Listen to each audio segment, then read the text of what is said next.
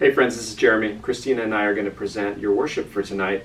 And as I was prepping for this worship, I was reminded of what we're studying in our Bible study on Tuesday nights. Last night we were in the book of 2 Timothy, chapter 2, verse 13. Actually, there's a section in that in chapter 2 where Paul quotes a very early Christian hymn that they would sing. And in it is one of the lines in it is, if we are faithless, he remains faithful. And I think that's such a great reminder for us that even though times that we stumble, even in times that we may kind of lose our way, in his nature, God is always faithful to us. He's never going to leave us. He's never going to turn his back on us, even when we turn our backs on him. So that's what this song is a reminder of. Be encouraged by it tonight.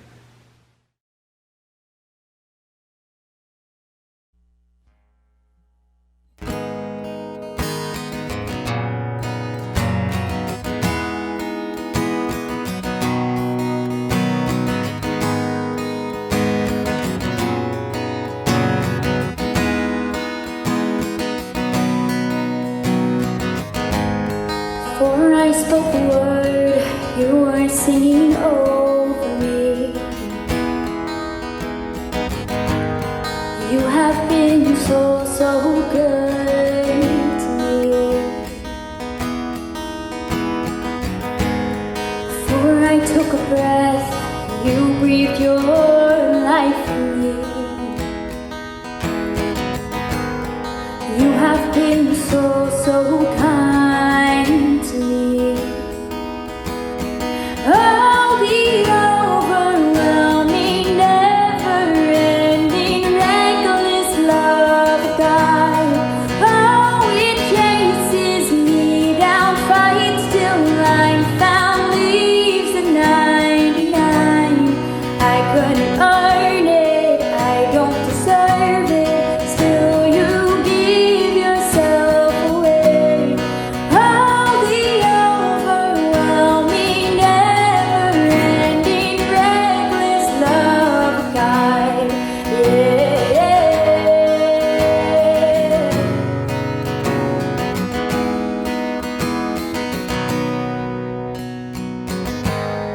I was your foe, still your love fought for me.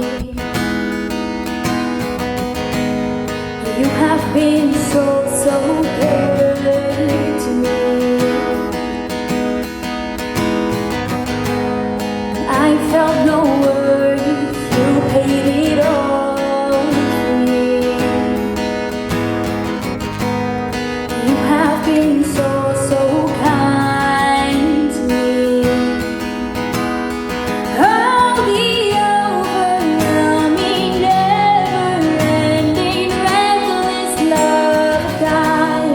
Oh, it chases me down, fights till I'm found, leaves 99. I couldn't earn it, I don't deserve it, still you give yourself away. Oh, the overwhelming, never-ending, reckless love of God.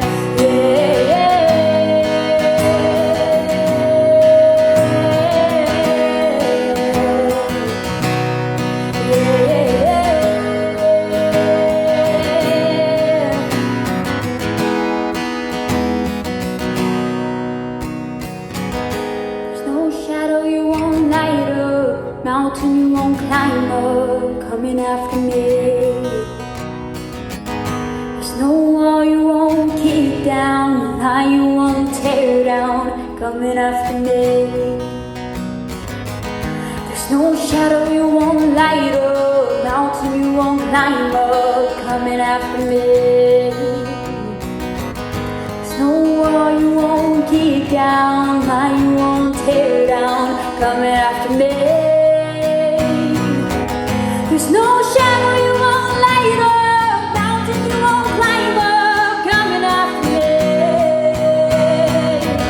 There's no wall you won't kick down, lie you won't tear down, coming after me.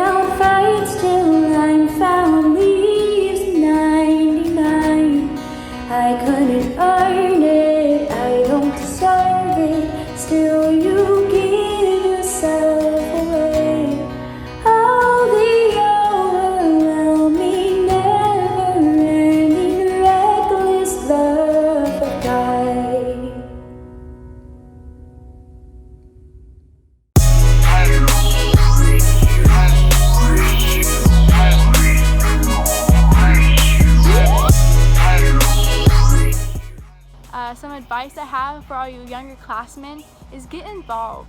Go to the services, go to the events, go to the camps especially, and find ways to serve each other in Collide.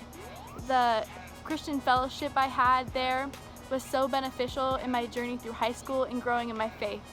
I want to thank you guys, all of you guys, for helping me grow my faith these last few years. You really pushed me out of my comfort zone, and I just love you guys all, each individually, and I hope you all are doing well. Every opportunity that you have during school, every time you see each other at school in the morning, in between classes and all that stuff, in the high school hallways or middle school or whatever you guys are, don't take it for granted, please, because I did, and I shouldn't have.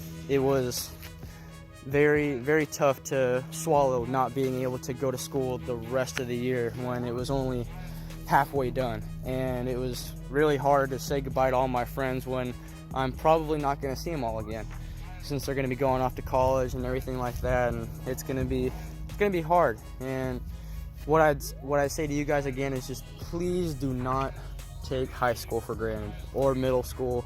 Just hanging out with your friends every day and getting a good education. It sounds like I'm reading off of a book, but really I'm not, and it might sound like a broken record, but going to school and seeing your friends and having that bond and relationship with everybody that you see every day is a really an honor to do that, and you're really blessed to be a part of that every single day. But my only advice to you underclassmen would be to put yourselves out there and go make new friends, because you're going to meet some really cool new people that you get to share your life with and grow with and learn from. So have fun and go make friends. Spend this last year of high school having God as your priority, having Him as the top of your to-do list, because there's going to be a lot of things you have to do, and it's going to be really easy for God to fall down on that list because you're going to be really busy with all the things you have going on. So my biggest tip to all upcoming seniors would be to prioritize God, to prioritize your relationship with Him, and to really make that an important thing in your life, because without that, your senior year is not going to be very successful. Stay true to yourself and really look to God in every situation, and just plug into your core group and know that you have a strong family that will help you build in your faith. Honestly, to just be vulnerable in hard situations. You guys are pretty much all grown up now, and that's kind of scary. It's scary for me because now all my friends are going to be going away. I'm going to have to enter an adult life. I'm going to have to get a job, and what comes with that is kind of just allowing yourself to be vulnerable to God, saying like, hey, I'm putting myself out here for you, God, to take control and let your plan take fold. And that can be really scary, and sometimes we might push back from that, but I would just encourage you guys to allow that to happen. And it's not going to be smooth, because nothing in life is smooth, but God will be by your side. He'll be that constant, and it'll all turn out great in the end, because no matter what's going on here on earth, whatever you're going to face in that future, we have an eternity to look forward to, and that's the best part. So get involved, and don't be afraid to take a leadership position, and even if you don't have a ton of experience with something, still join and throw yourself in, and you won't regret it. Just full send it. Just if there was a sport or something that you didn't try out through in high school, or just something you wanted to try but you've never gotten the chance to, just try that out. And whether it's like worship team, that's what I did this year, or theater or new sport, just do it now, because soon you will be an adult and you will not have those times to just do that, and you'll have a job or life will get super busy. So just do that. That's what I will encourage you to do. And then my piece of advice is, when building your house on that foundation, build your house strong, and build it with the relationships and the connections that you make around you.